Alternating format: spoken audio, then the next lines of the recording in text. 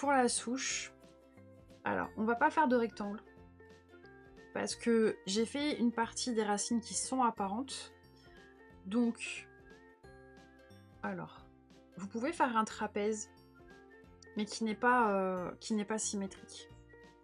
Parce que l'intérêt aussi quand on dessine des formes qui sont issues de la nature, c'est que c'est rarement symétrique, et c'est ça aussi qui fait le charme du truc. Donc, vous venez faire un trapèze. Voilà. Ça permet juste vraiment de venir délimiter la forme de la souche. Après, on va dépasser, et c'est pas un souci. Mais le haut du trapèze permet de venir aussi construire l'ellipse. On va refaire un rectangle par contre ici après. Bah, tout de suite d'ailleurs, on peut faire un rectangle. Hop. Voilà. Même principe que tout à l'heure, à peu près la moitié en haut, la moitié en bas.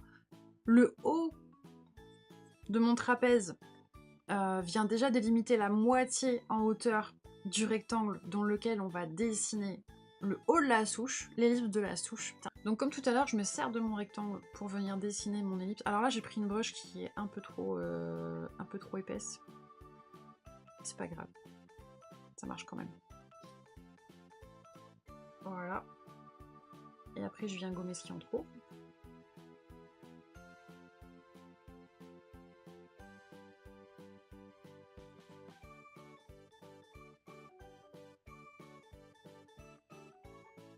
J'aurais dû le faire sur un calque séparé, mais j'étais en train de parler en même temps, du coup, j'ai pas fait.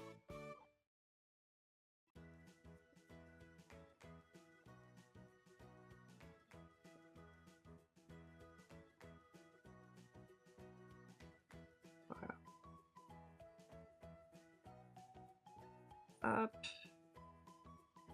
Une fois que ça c'est fait, on peut s'attaquer un peu plus aux racines. Hop. Alors je vous montre comment... Oh, je vais faire vraiment une moins épaisse là parce que ça m'énerve. Voilà, ça devrait aller mieux. Je suis partie de la pointe ici. Hop. Et il y a un moment, je pars complètement de l'autre côté.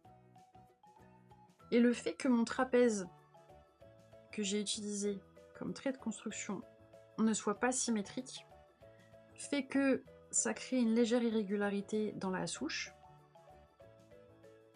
Il donne un peu moins une impression d'artificialité. Artificialité. Ouais, ça vend des mots. Voilà.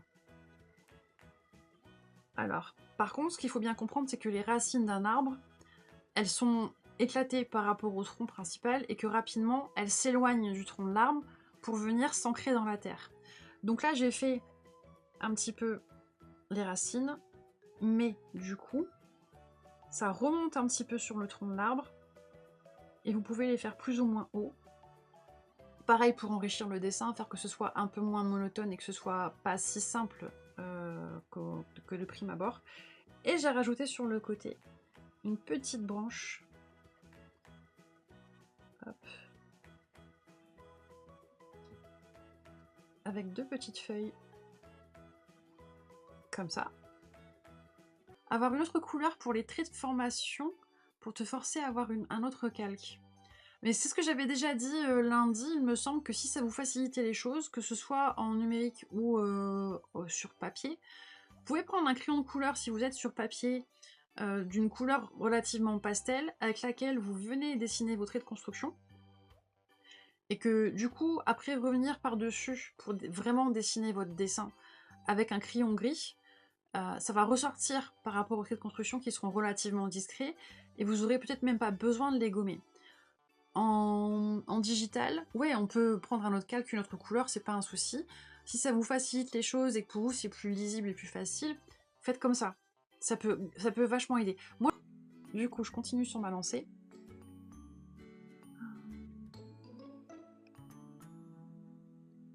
Je vais alors utiliser une brush un peu moins grosse parce que vraiment pour les détails ce sera un peu plus sympa.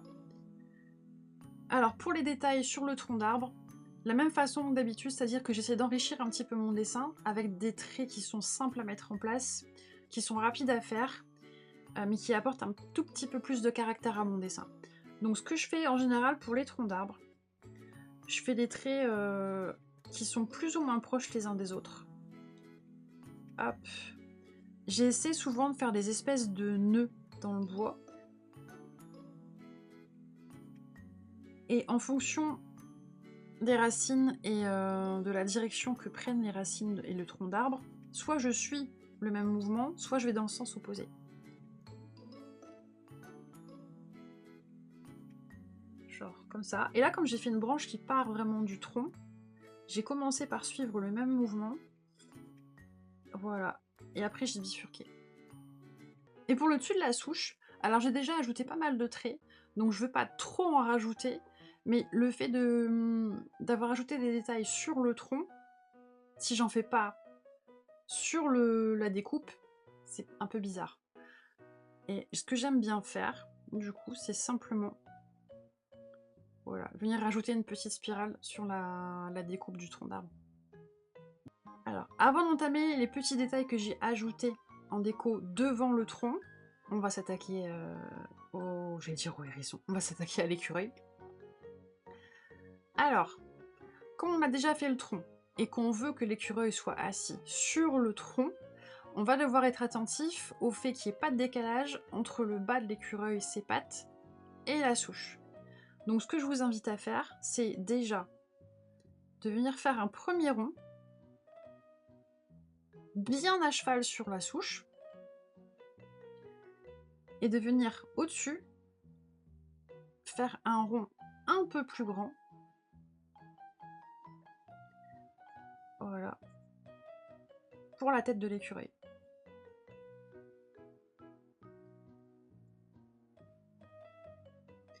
Alors moi je peux me permettre de venir carrément masquer une partie de la souche parce que je suis sur tablette.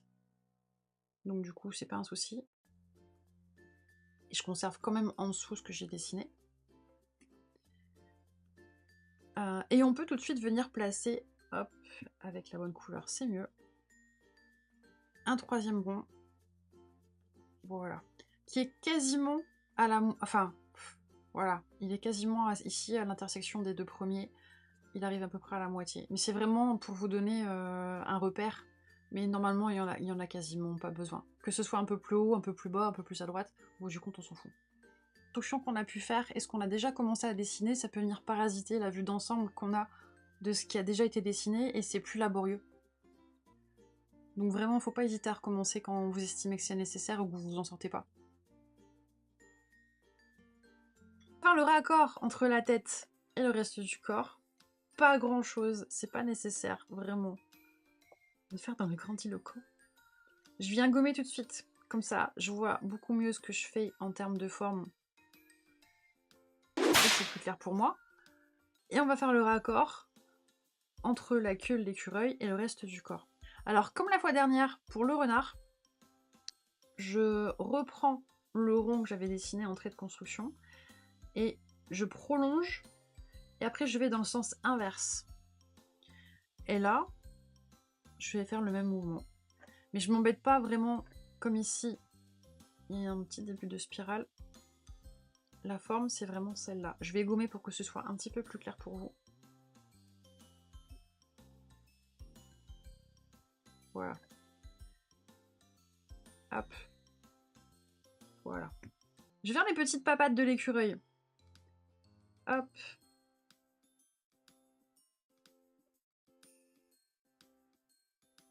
Je vais venir gommer pour que vous puissiez voir un petit peu mieux ce que j'ai fait.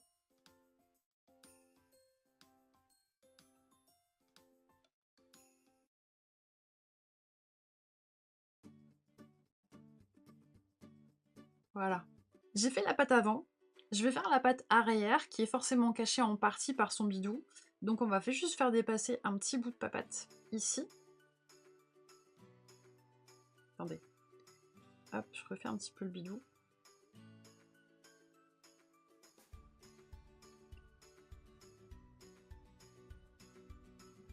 Comme ça.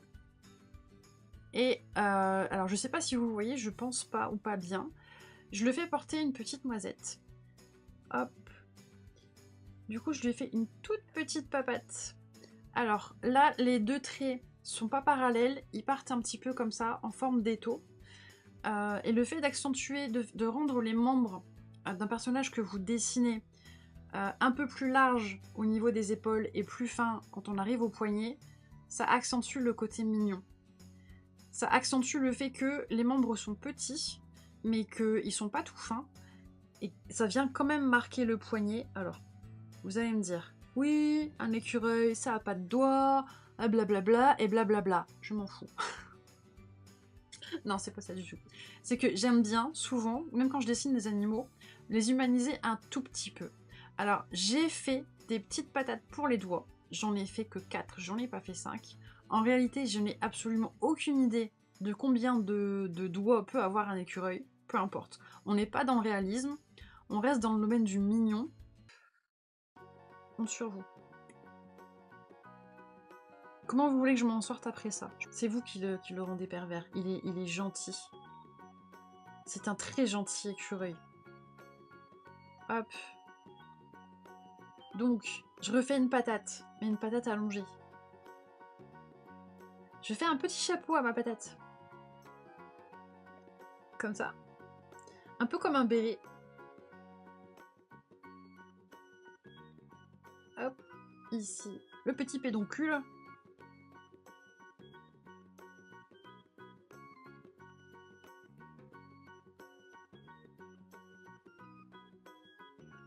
Je suis choquée de le dire, mais j'ai reçu plein de messages privés, surtout de la part de Créa, qui m'a dit « S'il te plaît, s'il te plaît, s'il te plaît, je sais que t'as prévu de faire des dessins pipou, mais une petite écureuil. C'est comme ça, je dessine mais j'explique plus ce que je fais, ok ?»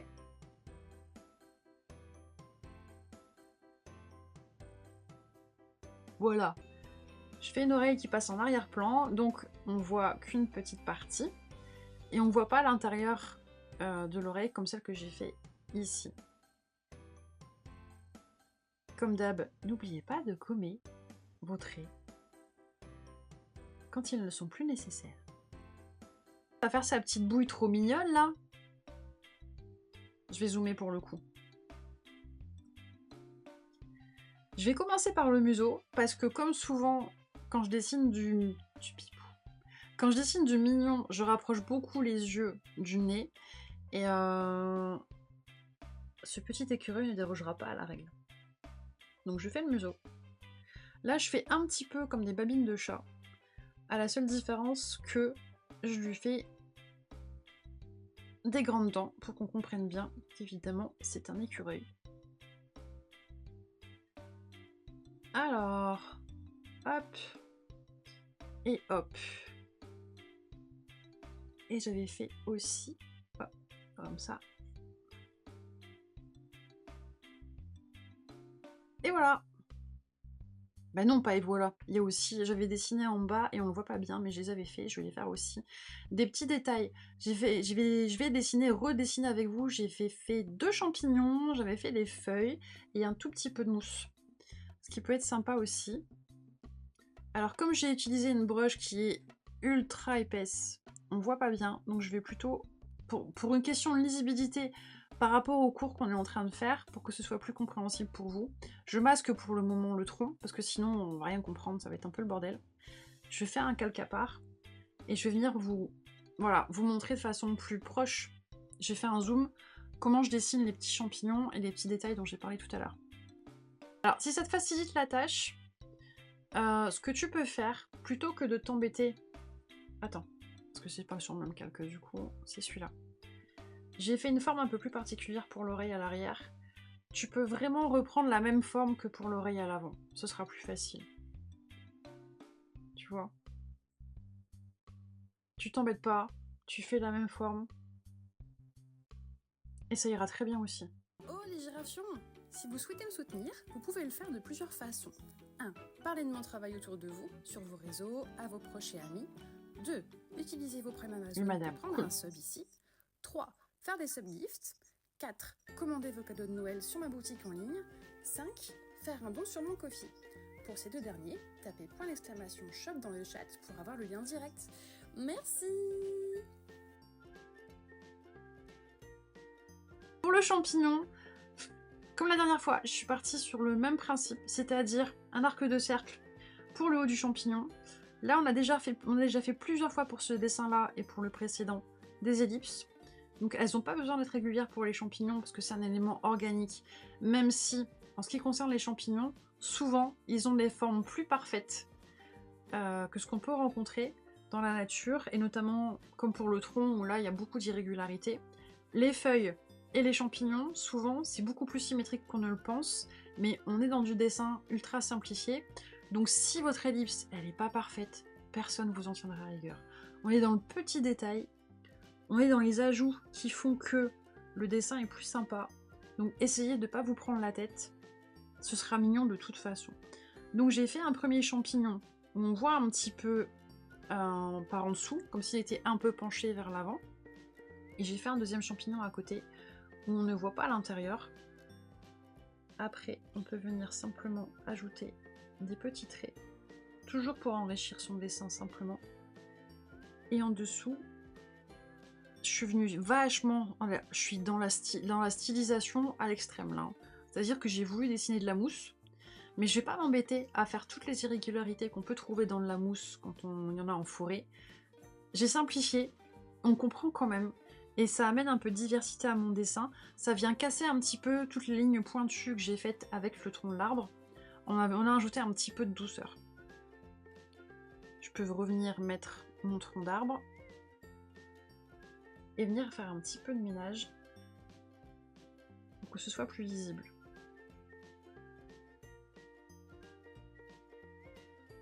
Hop. Voilà. Il me reste plus qu'à ajouter si l'envie me prend, et là c'était le cas. Hop. Des petites branches avec des petites feuilles. Pareil pour l'autre côté. Même chose, j'ai essayé de faire des feuilles et des formes de feuilles, surtout de taille et de formes différentes. Voilà.